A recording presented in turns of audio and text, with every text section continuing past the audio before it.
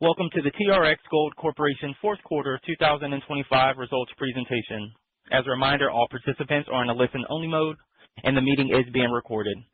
After the presentation, there will be an opportunity to ask questions. If you wish to ask a question, please click the Q&A icon on the left-hand side of the screen. You will see the options Raise Your Hand to join the queue and ask your question verbally, or write a question to submit your question in writing. When you are introduced, you may see a prompt on screen asking you to click Continue. You'll be live in the call as soon as you do. Analysts who have dialed into the conference call may press star then one on your telephone keypad to join the question queue. I would now like to turn the conference over to Mr. Stephen Maloney, CEO. Please go ahead, sir. Yeah, thank you very much, and welcome everybody to the call this morning. Joining me today is our CFO, Mike Leonard. Mike. And good morning. Our COO is joining us from Melbourne this morning, so it's very early in his morning. Richard. Morning, everybody. Excellent. So today we're going to go over our 2025 results. 2025 was a very transformative year for the company. A couple of the key highlights from my perspective are the discovery of Stamford Bridge earlier in the year, having our best drill hole results ever on that part of the property. Then also the release of our preliminary economic assessment in April of this year, which laid out a blueprint for production growth and expansion at Buckreef over the next 18 years of mine life. And that was great because that's just on the Buckreef main zone and doesn't take into account the other potential exploration targets that we have. And then we went through a very big stripping campaign to reset the mine plan. And then that enabled us to have record results in our fourth quarter, which have continued into the first quarter and really set us up well and started to recapitalize the balance sheet and working capital in our operations. So a lot of really good things have happened in 2025. We're in a really good position. We're feeling really confident, and we're looking forward to a very successful 2026. Khalaf Rashid, our VP Tanzania, has joined us as well. Khalaf, right? Excellent. So he's joining us from Dar es Salaam. And so in today's presentation, the team here will present a lot of the information. We're going to go over our financial results for 2025, as well as go through our forecast and what we plan to accomplish in 2026. I hope to get a lot of questions. I'd like to leave a lot of time for Q&A. As per other calls, we will answer almost all questions. I don't think we shy away from questions. But to give people who aren't as familiar with TRX and the Buckreef Gold Project just a little bit of an overview of our company.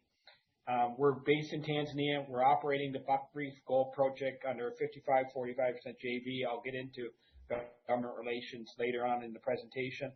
The property has over 1.5 million ounces at 2.5 grams a ton. It is a very low-cost operation. We've done 3 mill expansions in the last 3 years. We're undertaking another mill expansion as we speak. We're listed on the TSX under TRX and the New York Stock Exchange American under the ticker symbol TRX as well. And we're looking forward to continue to expand our operations in 2026, as well as our first drill rig will land on site, I think, this week. That's owner-owned, and start the exploration program again after doing our geophysics study, which is coming to completion. So with that, anything else, Mike, Richard, Khalaf, to add to just an overview before Mike gets into the next slide and financial results? No, I think that was a good overview and a good summary from my side, Stephen. Thank you. Excellent. Thank you. So, Mike, I'm going to hand it over to you to go through the key highlights of the fourth quarter. Okay, very good. Thank you, Stephen. Good morning, everyone. Thanks for joining us as always.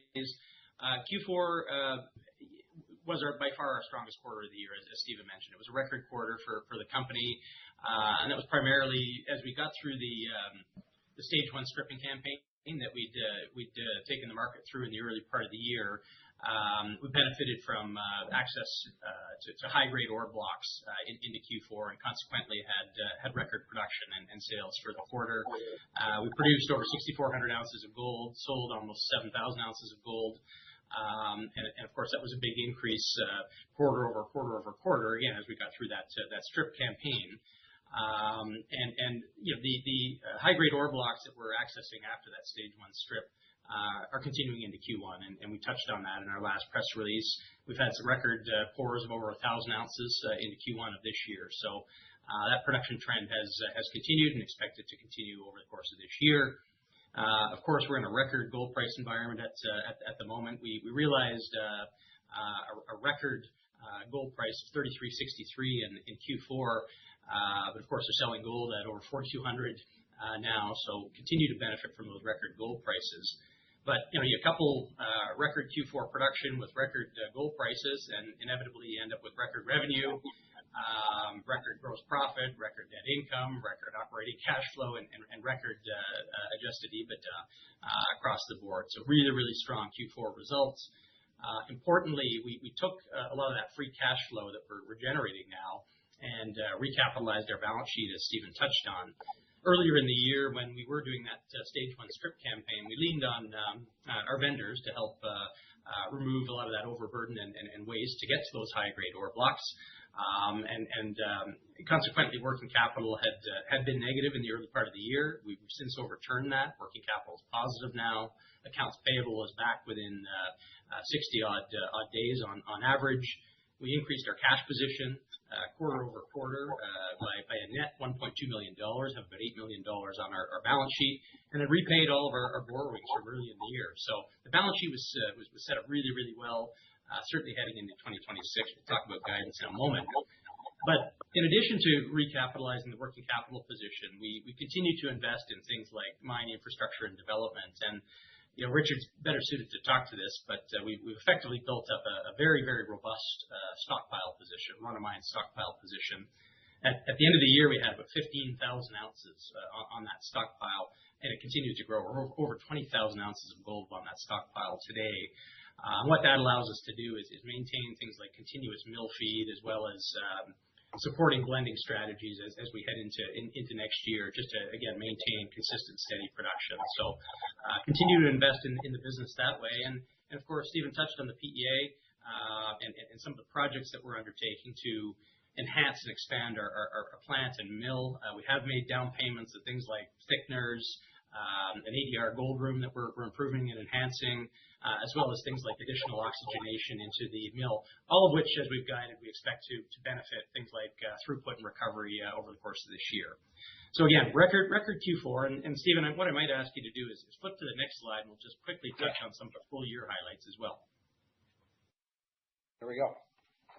So, we talked about Q4 being by far our strongest year, a quarter of the year after having got through the strip campaign, but nevertheless, 2025 was a record and transformational year for the company on the whole. We produced just under 19,000 ounces, so effectively in line with what we produced last year. But again, those record gold prices on a full year basis, over $3,000 an ounce, benefited the financials significantly. We did almost $60 million of revenue. Our gross profit was just under $25 million. And again, I should touch on gross profit quickly. We did 53% gross profit in Q4. So as Stephen touched on, it's a low-cost, high-margin operation. And at these gold price levels, the margin and the free cash we're developing is certainly benefiting the financials immensely. EBITDA for the year was $22 million, but Q4 alone was more than half of that. So again, if you take the production profile that you saw in Q4 and the $4,000 plus gold prices that you're seeing today and extrapolate that into 2026, you get a sense for what the financials might look like heading into next year. We talked about cost improvements a little bit. We've seen things like processing costs per ton come down year over year. Economies of scale from our process plant, having got a full year at 2,000 ton a day. We're below $15 a ton in the processing plant. Stephen touched on things like owner-managed drilling, We also have an owner-managed fleet that's supporting our contract mining fleet, so things like mining costs per ton are coming down as well. So you expect to see that gross profit and that gross margin continue to expand over the course of next year. We did press release earlier this year that we are building out a larger processing facility than what we had originally envisaged with the PEA. The PEA contemplated a 3,000 ton a day processing plant expanded from our current 2,000 ton a day plant. We're now envisaging a 3,000 ton a day sulfide circuit plus a 1,000 ton a day coconut oxide transition circuit that, amongst other things, will help us reprocess tailings. We expect to fund that through cash flow and are making progress on that and expect to update the market on our progress over the course of this year on that expansion. But again, are making progress on some of those mill optimization initiatives like thickeners and oxygenation and ADR plants as we go. Finally, we did put out production and cost outlook for 2026. We expect gold production to be between 25 and 30,000 ounces of gold for next year at a cash cost of between $1,400 and $1,600 an ounce.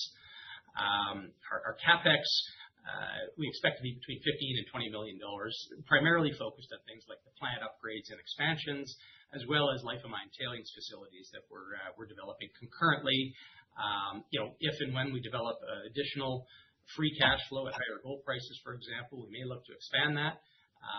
But we'll certainly update the market as we progress over the course of the year. And I'll say a final point here around exploration. We have plans to put the drill bit back into the ground. We did just complete a geophysics study, or in the process of completing one, to identify additional drill targets. But the focus is really going to be around the main zone, as well as exploration drilling in Stanford Bridge and Eastern Porphyry, and expect to have steady, consistent news flow on those assays as and when they come in over the course of this year. So very, very strong record transformational year for 2025. And if you look at 2026 outlook, coupled with the higher gold prices, expect results to be very strong heading into next year as well. Stephen, back to you. Yeah, no, thank you, Mike, for that. And I'm just going to, just do a little bit of Q&A with you and Richard here, just to bring out a few other points. Richard, why don't you give the shareholders an update on where we are in the process of that expansion? I know the thickener has been put onto a boat as of this week, and how you would see that being laid out the remainder of the year. Sure, Stephen. Thanks. Hi again, everybody. The expansion process is well underway. We've got a full team, an owner's team managing the full process from procurement through to installation and commissioning. The first part of the expansion process and the upgrade will be, as Stephen mentioned, a thickener coming to that we can add to the circuit before the leach circuit. That enables us to improve the density, the residence time, and technically the grade, because we'll be putting less of our oxide material through the plant. So that should have a pretty immediate effect, probably starting at the end of this second quarter. We also have some additional oxygenation equipment coming in. At the moment, we're feeding the plant hydrogen peroxide to improve the recovery. We're expecting a recovery gain and cost reduction by introducing some oxidation technology. It's a jetting system that is called an Archon reactor, and should certainly help us with our more difficult sulfidic ores. The next item to come along will be an improved absorption, desorption and recovery plant. Our current one is a bit agricultural, so as we get to much larger gold production, we'll need a much better system, and this is a very hands-off process control system. We're very much looking forward to being able to install that towards the end of this financial year. At the same time, our met test work on the flotation, the fine grinding is complete. and we're just reviewing the last of the data there. We're out to tender on those items, and also by January we'll be out to tender on a SAG mill. So we'll put the SAG and the ball mill into a parallel system, and that'll allow us to bump up the production to somewhere between 3,000 and 3,500 tonnes a day of fresh material. So we don't expect that until FY27, but certainly in the first half of FY27 we would like to have our full expanded plant up and running. Excellent. Well, thank you, Richard. That's a good update. I'm going to switch to the next slide here now. One of the things that Mike did mention is, production was predominantly the same as it was in 2024, but throughput did increase. So the difference is in the grade profile in 2024 and 2025. And as we mentioned, we're now into a much better grade profile. After the stripping campaign, we went from the north back down to the south where the much better grades are, and we anticipate better grades as we go forward, which means a lead to an increase in gold production. As Richard has mentioned, the oxygenation, even using hydrogen peroxide, we have seen lately a decent increase in recovery rates in the operations, coming from the low 70s into where I say, Richard, now about low 80s roughly, even just using hydrogen peroxide. Well, it's not just hydrogen peroxide. Yeah, we've certainly worked on our grindability and all reagent addition, but we've had a significant increase in recovery from Q3 when we were in the high 60s, and now we're into the low 80s. So it's been a very good few months. So as you can see, the throughput of the plant last year did increase, and it will increase again this year. Richard and the team have had quite a good maintenance program put into place, which is helping our availability. As Mike mentioned, recapitalizing the balance sheet has meant bringing in a lot more spares and a lot more that on the maintenance side. So that's limiting our downside on the crushing and grinding circuit as well. So all things are moving in a positive direction. I'm going to ask. I'm jumping ahead of myself here. This is just a summary of both the revenues and the adjusted EBITDA of the company. A couple of things I'd like to point out in this slide from 2025 is we haven't issued equity in the market. So now we go back 4 or 5 years ago to our original capital raises. There now has been a $67 million investment from a $20 million raise into this asset. That will continue to increase and go up as we continue to create more and more cash flow from this asset and have that plan in place. I'll get into the PEIA slides in a few minutes.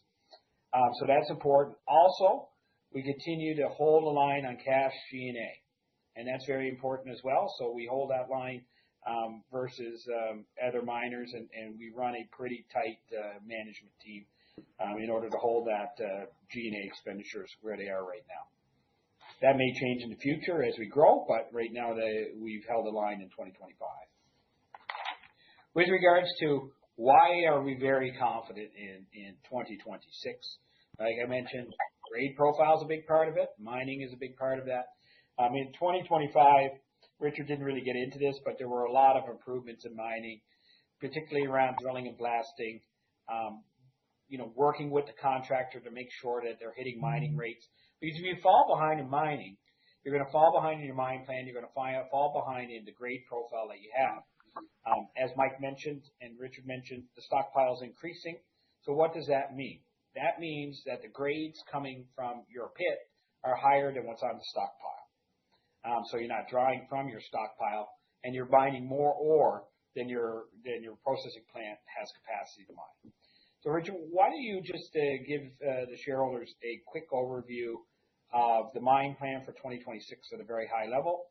They can see what has been mined above the line and what is to be mined below the line. And I like those very pinkish blocks that are there, deep purples, that we're going to be mining in 2026. Okay, sure, Stephen. Look, for those people who are not colourblind and interested in the colours. The warmer colours are the better grade. So anything with purple and above is exceptionally good grade that you don't normally find in an open pit mine. The blue is generally a waste material. So you can see that in 2025 we did a lot of mining of blue to the right-hand side, which is the north. And this coming year we've still got a bit of that to go.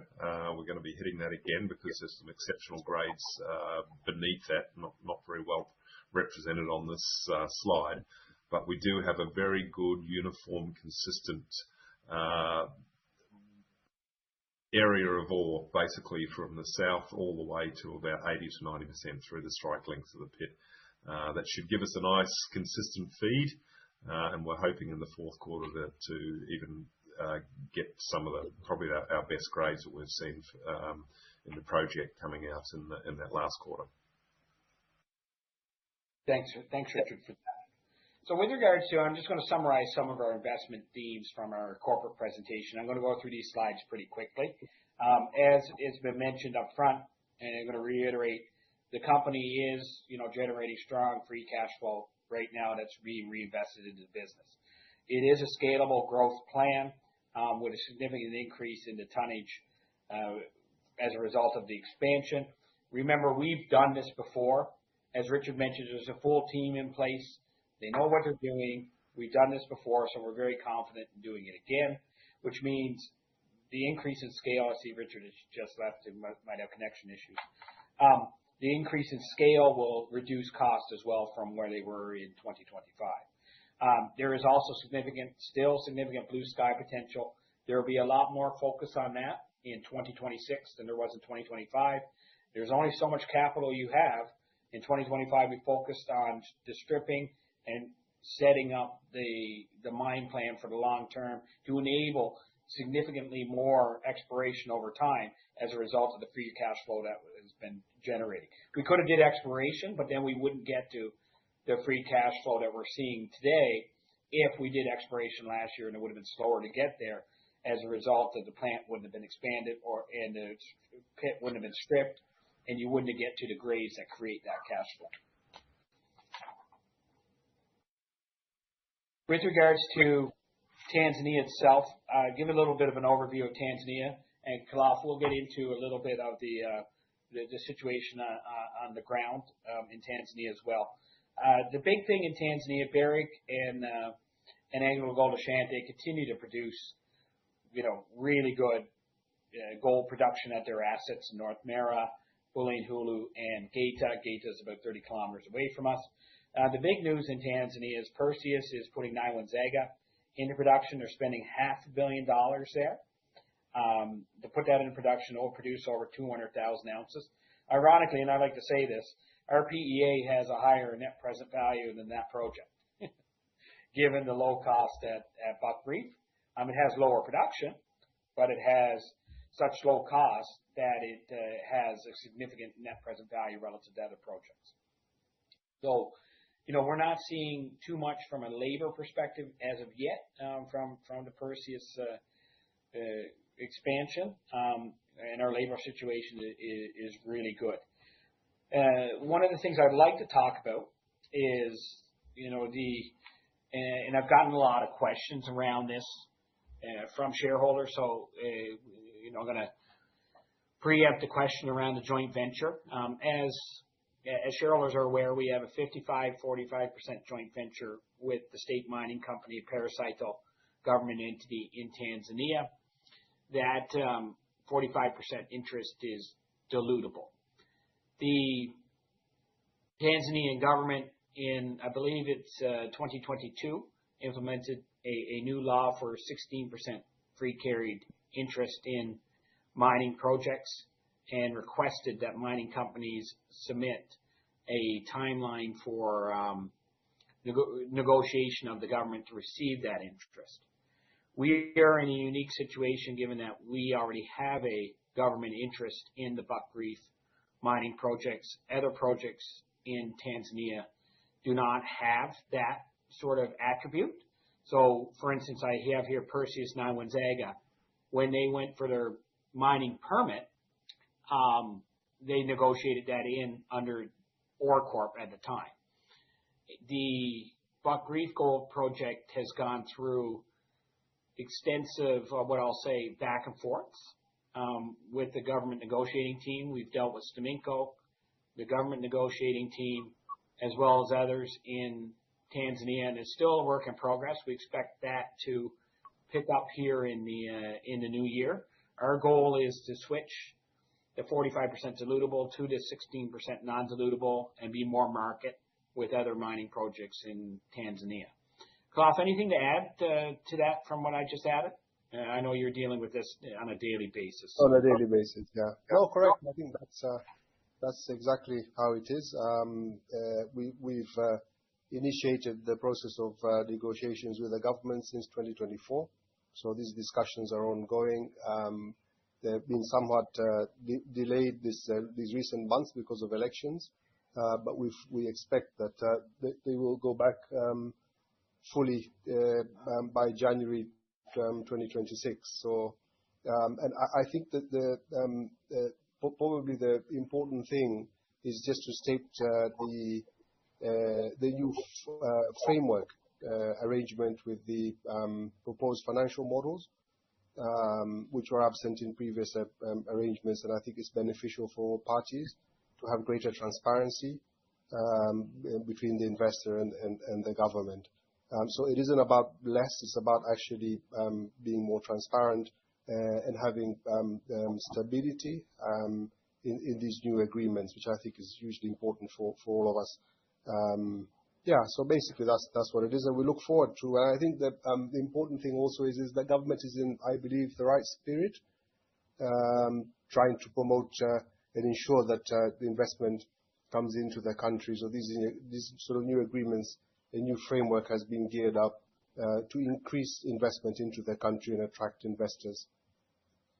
Thanks for that, Klaus. And look, that lines up with a release by the Ministry of Minerals a couple of days ago with regards to what they're doing with the U.S. Embassy and attempting to attract investment in the natural gas area, which is $40 billion plus for Tanzanian investment in the natural gas space, as well as Lifezone's Kabanga Nickel project, and there was a graphite project as well that was a significant investment as well. So.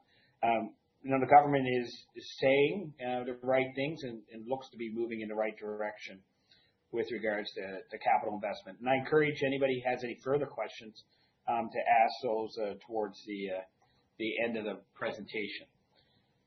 So I'm going to move on into the PEA right now. And as I mentioned, this slide will be put up onto our website after this presentation, in the corporate presentation. It just details more detail coming out of the PEA. This is all in the PEA documents. As you can see, in year one, it has 27,000 ounces of production, which is in line to the guidance that was provided by Mike and Richard and team of 25 to 30,000 ounces, and then it starts to ramp up thereafter. As we mentioned in a prior release, the company's plan is to have, larger than 3,000 tons a day capacity. What that will ultimately get to will be determined as we get into that production profile. But certainly, the older plant and the 1,000 ton per day, as we mentioned, will still be there. It's able to process sulfides as well, but not at the same recovery rates unless you upgrade it to thickeners and integrate in the flotation cells at the end to make sure you have enough capacity in your high intensity grinding mill. So, but it could still, at the current plant, process sulfides, although at a reduced recovery rate. Richard, anything else to add to this? This contemplates 3 years of open pit and the remainder underground. Not really. I mean, we're following the plan. It's a good plan. We're also looking for opportunities now with some full geophysical surveys across the site. So if we can find additional resources, then we've got more opportunity. And as you suggested, we'll have a effectively redundant crushing and milling circuit of at least 1,000 tonne a day that we could implement to other opportunities. So yeah, it's very useful guideline, but we'd like to see us improving on that profile. Excellent. Stephen, I might just add one comment there again for folks new to the story. Again, if you go back one slide and I'll just point folks to the EBITDA figures that is generated. I think we've used $4,000 an ounce in the last slide, but it is a self-funding model. Again, the capex that we've envisaged as part of the PEA would be funded out of cash flow, and it's a bit of an eye chart here, but I think the incremental EBITDA that you can see in what I believe is blue is very, very robust and certainly funds the expansion through cash flow. Yeah, I like this one that's 285, Mike. Yeah, that's more than sufficient cash flow to expand our plant and our operation. So those numbers contemplate cash costs that are here, Mike. And I can tell you, our year one guidance is a lot lower than we have in the PEA case. As well as year two. So, we're hopeful to be able to improve on the cash costs that were in this study. So, with regards to, Richard, you mentioned drilling and exploration, be able to feed more of the plant. Not everybody understands. Everybody understands when they see drill hole results and looking at good grades and things of that nature. But the Buck Reef property is predominantly underexplored. Why don't you give shareholders a sense of how the team is blocking and tackling that, starting with the geophysics study, why you're doing the geophysics study, and then how it increases the probability of drill bits to go underground, and also the drill rigs that are coming to site. One's coming this week, and then the next one's coming in the new year. How that lowers our cost to drill. Costs. Okay, fine. First things first. So our SML is quite an odd shape, but it does have at least 7 mineralized trends on it, and that's pretty good hunting ground for us. So what we are doing with our geophysical program is initially to define structures, deep structures that would normally, in this orogenic gold environment, host gold. And since we've discovered Stanford Bridge, we've obviously discovered that some of the orientations of these structures aren't what we and previous owners of this project have previously been looking. So we're initially doing a high detail surface magnetic survey. And we've completed that about 2 weeks ago. We're going through the interpretation for that. From that, we'll get a new interpretation of the structural makeup of our project. And that'll be an interesting review. Speaking with the geophysicists in Perth next week to have a look at that. From that, we'll take those structures and we'll do what's called an induced polarization survey with some technology that allows us to go very deep. So that IP survey will be along the structures that we identify, and that will generally identify sulfidic occurrences, typically pyrite, but then gold is also associated with the pyrite. So between those two surveys, we'll have some pretty good. We expect to get some pretty good targets to drill.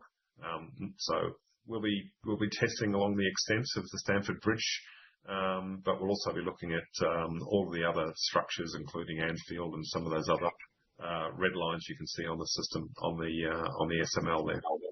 So when we have completed that, in probably by the end of the second quarter, we've purchased our own drill rigs, diamond drill and reverse circulation drills.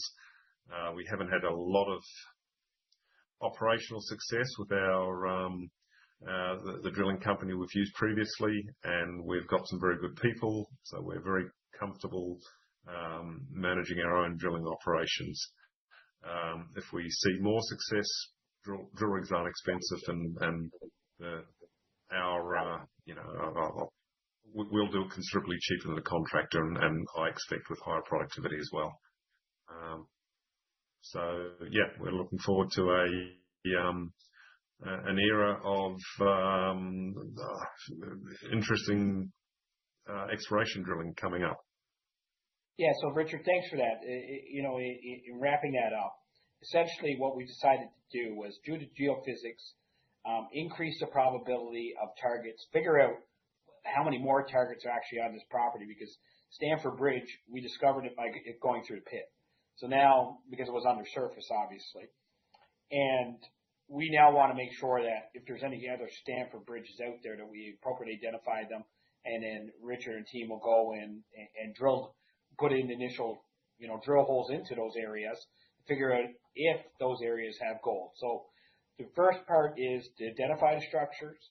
The second part is to identify the structures with pyrite and sulfides to increase the probability. The third part is to put the drill bit into the ground in those areas, along with Stamford Bridge and Anfield as well. So we're quite excited for this, actually, because this is kind of the first time this has really been done on this SML, and it should hopefully lead to a lot more gold resources over time.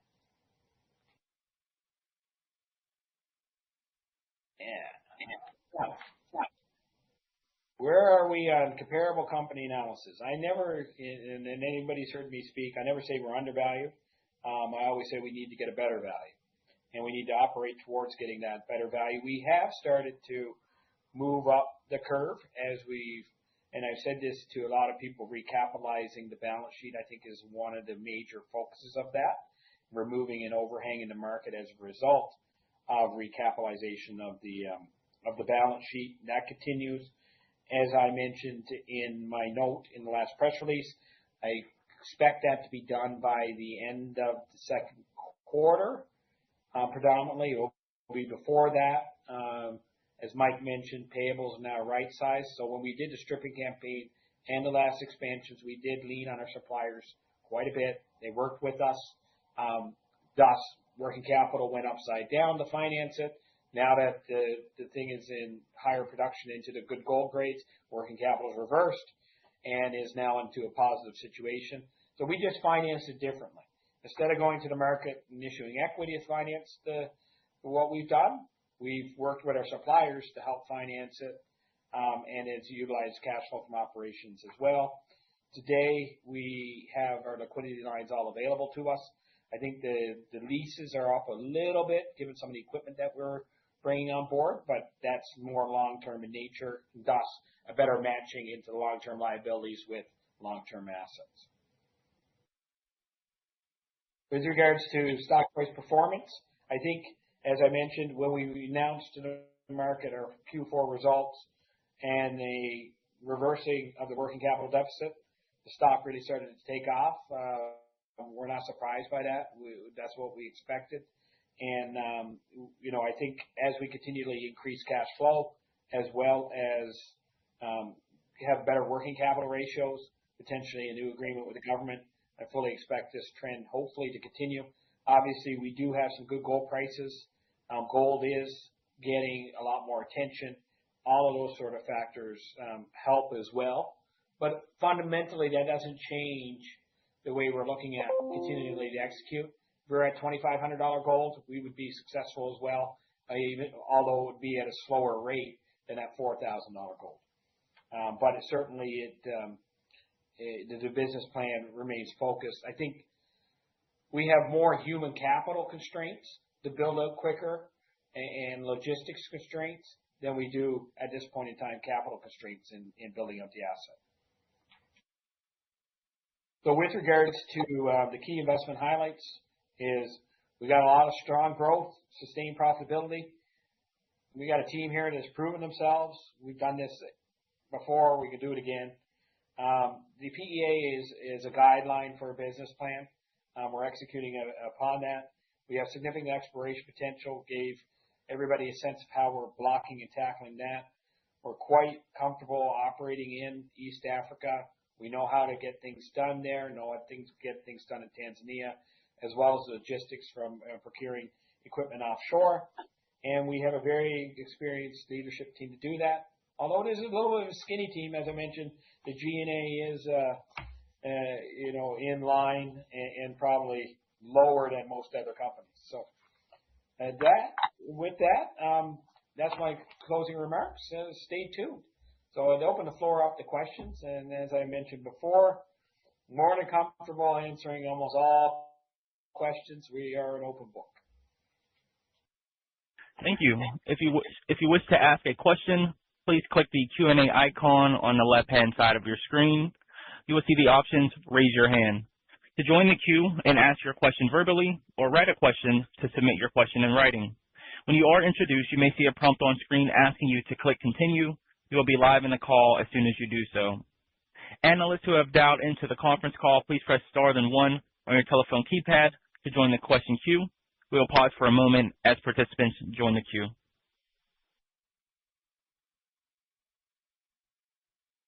And the first question will come from Heiko Ihle with H.C. Wainwright. Please go ahead. Hi guys, thanks for taking my questions. Hi Heiko, how are you? Not too bad. Looking forward to seeing some of you next week. You were talking about the drill rig that's coming this week. Can you get a bit of color on where you expect to focus this drilling? You hinted at it a little bit earlier. How many meters you expect to see, the time frame for drilling, and maybe even a bit of background on costs and changes to costs, since I assume they're substantially cheaper than hiring someone that owns the rig. Yeah. Richard, I'll hand that question over to you. I only caught a bit of it, but I think I caught enough. Yeah. Hi guys. Sorry, I've just jumped off there for a second. In terms of our drilling, we've got a reverse circulation drill that we intend to immediately start on the Eastern Porphyry pit for resource definition.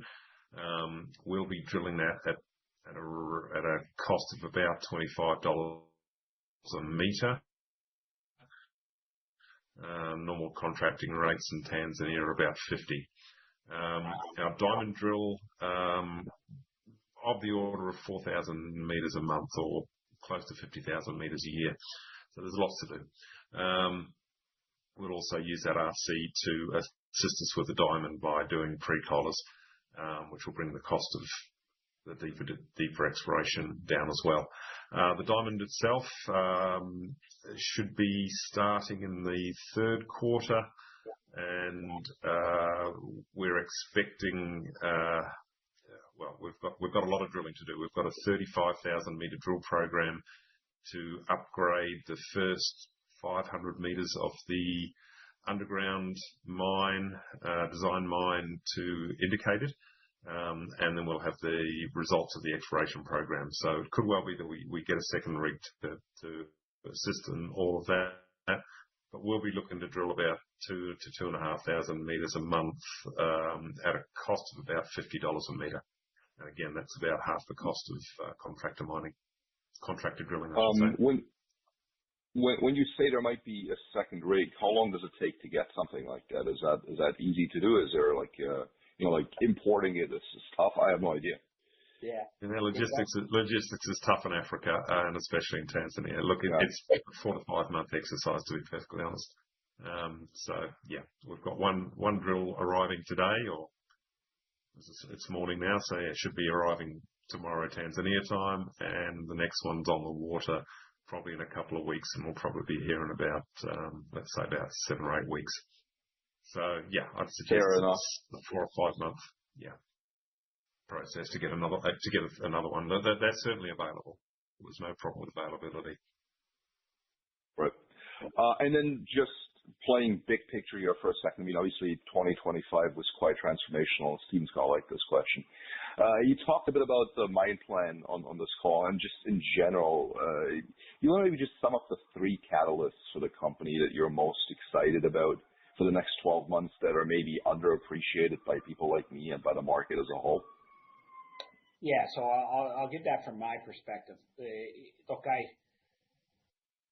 I think we've been decently conservative, and look, over time we've always been decently conservative. So I think there is upside potential on potentially maybe on some of the financial results.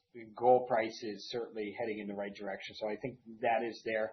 I'm quite also confident on we will get hopefully a new agreement with the government that kind of is more easily explained and is more transparent and better for all parties, including the government.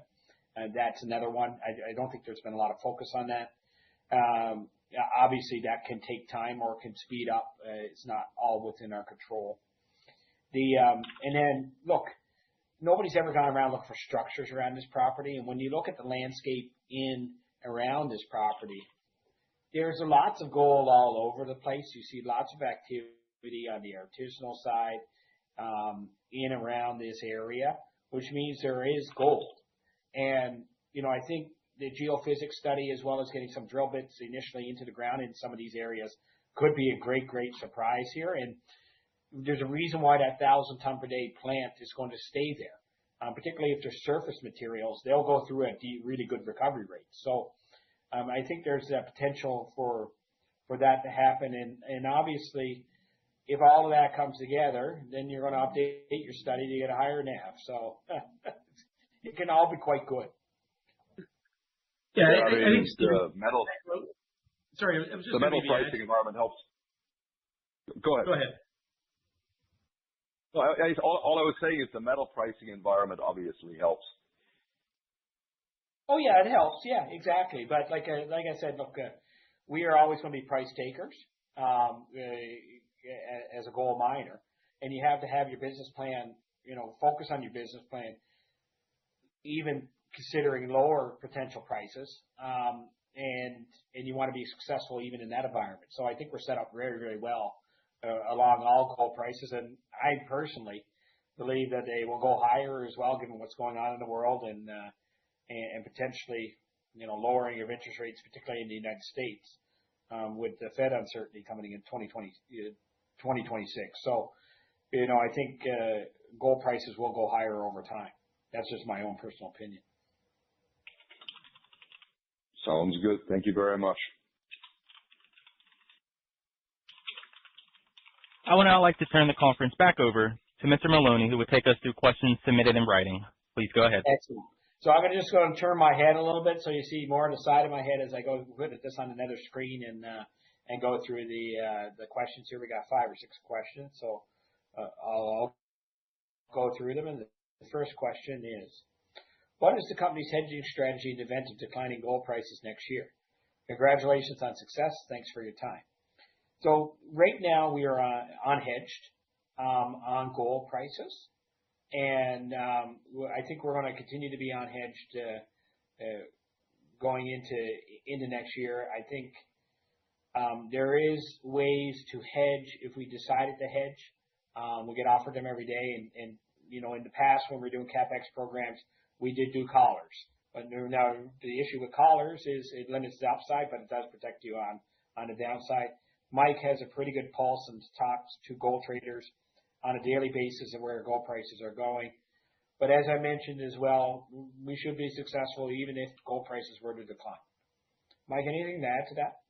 No, I think you said it well, Stephen, earlier, where the landscape is set up well. I think for gold prices to sustain, if not grow from here. So the expectation is to remain unhedged, but at the same time, we've been very, very conservative on our budgeting.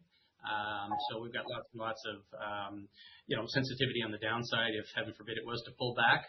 But at the same time, at these very lofty levels, the comment I was going to make to Heiko was, we expect to generate perhaps more free cash flow than we'd included in our budget, and perhaps can deploy it further into things like drilling beyond what Richard described. So lots and lots of sort of value accretive activities that we can pour that free cash flow into next year at these prices, but in the meantime, expect to remain unhedged.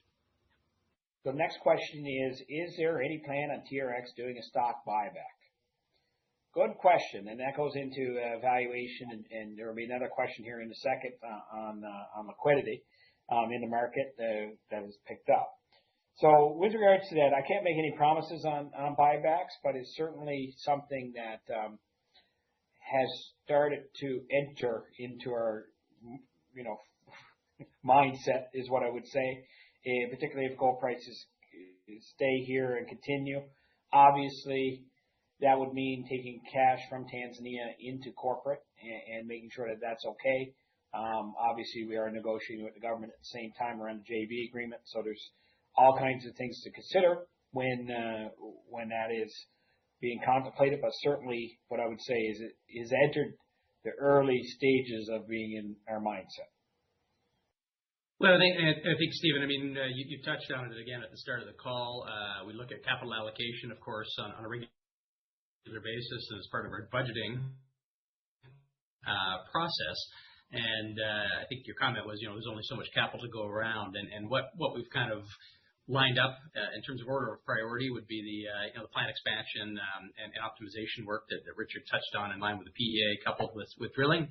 But as and when you generate additional free cash flow, where and how you deploy it, to your point, remains open. And we'll look at the most value accretive activities in terms of how to do that if and when that free cash is available.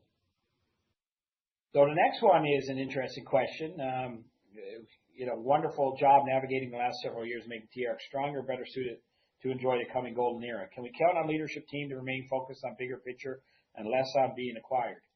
I think the easiest way to answer that question is I don't think there was one instance in this presentation that we said anything about being acquired or people approaching us. So, I think as we went through this presentation, you get a sense that we are detail-oriented people and have our eye on increasing the asset value. So I think we've kind of answered it by doing the presentation.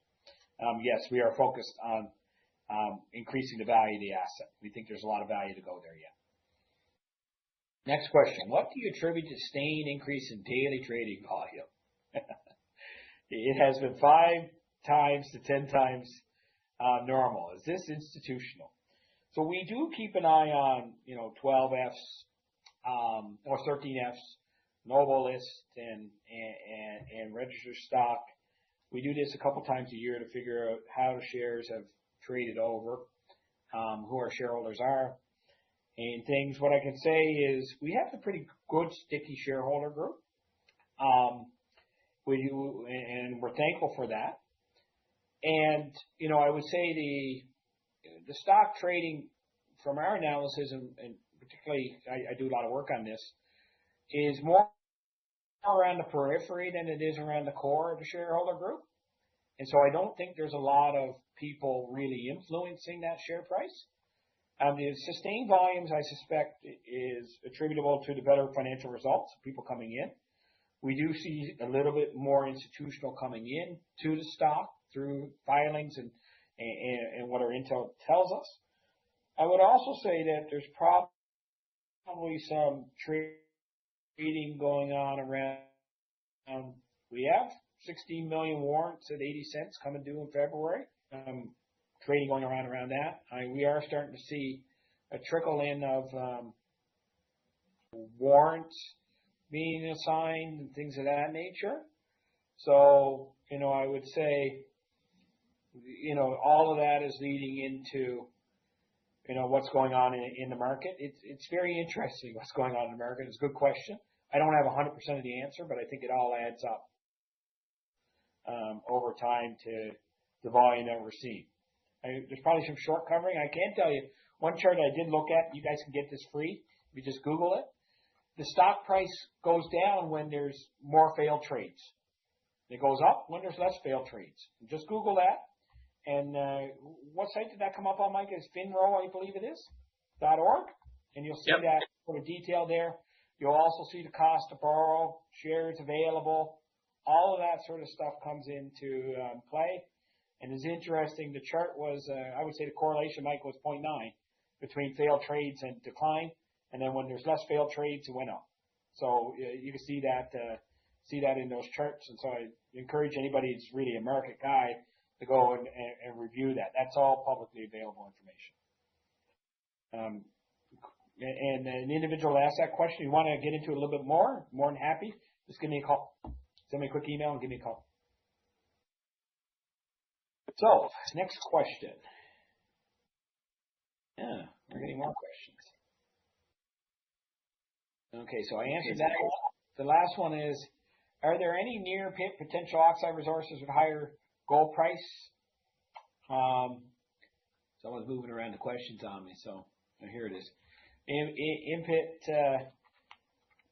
cut off with higher gold price, where are the other targets for oxide resources? Well, that's part of the reason for doing the geophysics. There's certainly going to be some near surface material. One is, Richard mentioned Anfield should have some more near surface, not Anfield, sorry, Eastern Porphyry, as he redefines that with the drill bit. And there's other pockets around the property as well. And they will be, once the plant is upgraded, put into the oxide plant, or the 1,000 tons that's there. Look, I think, Richard, as we go around and snoop around, there's going to be, more and more material there for oxides. Yeah. And we've got a good team out there who have already identified, some prospective areas they'd like to put a few drill holes in, just for small oxide occurrences and things like that. So, yeah, certainly these gold prices, it's well worth getting a little in-ground inventory together. Yep. So I think that's that, and that's the end of the questions. So, do we have any other? I see text here too. Yeah, Stephen, I think Rosita had a question there that's sitting in the queue. Oh, yeah, sitting in the queue here. Yeah, excellent.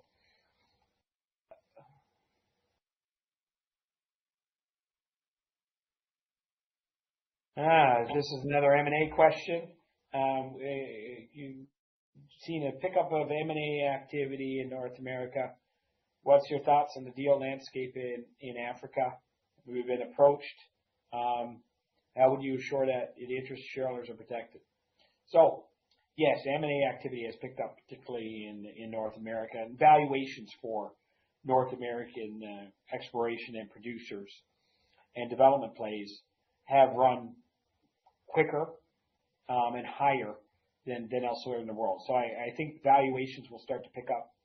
It's usually trickle-down effect from large cap to small cap, also from North America to elsewhere. So I think we're starting to see that, come into our stock and into other stocks as well, as people look at gold properties. With regards to the African landscape, I do expect that to pick up as well. And certainly that's what we are seeing and hearing. I can't comment on TRX or Buckreef, obviously. How do we protect ourselves? We have a diversified shareholder base, and I'm in decent contact with that shareholder base. I don't think this is the price level that they would entertain.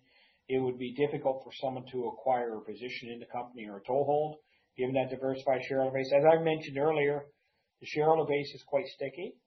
So, and there's not a lot of really what I'll say shares available on the market, and thus, if someone were to try to take a run at it, the shareholders are going to benefit because they're going to be run up in price pretty quickly, I would think, given the dynamics of what I see. I hope that answers the question. Stephen, I think Ron's added a question to the queue as well. Political unrest in Tanzania. Any comment? Impact on operation outlook for ongoing stability of the country. So, look, there was planned protests yesterday. It went through very peaceful yesterday in Tanzania. Cloth is there. There were protests with regards to the election. That has all seemed to settle down. Has it had an impact on our operations? No. I think we lost one day by not having an electrician being able to get to site. And right now, it's operations as normal. The security situation is very calm, and things are getting done. So I don't think there's going to be a lot of political stability in Tanzania. It's been, the same political situation for the last couple of decades. I don't expect that to change. Khalaf, anything else to add to that? No, I think that's correct. It's been very safe and stable. Yesterday was our Independence Day. We expected some protests, but nothing happened. It was very quiet everywhere in the country. So hopefully that's something of the past now. Yeah. I think that's it. Well, thanks everyone for the call and coming on board today. If anybody has any other further questions, the management team is more than happy to answer them. You reach out to us through our IR inbox. Mike and Amy have a constant pulse on that daily, so and look at that and respond. And we're more than happy to set up with calls with our shareholder group. So again, thank you for your patience, support. We look forward to 2026, continually to expand, continue to growth, and hopefully we have a much better 2026 than even a good 2025. Thank you. And as they would say in Tanzania, asante sana. This brings to a close today's meeting. You may now disconnect. Thank you for your participation and have a pleasant day.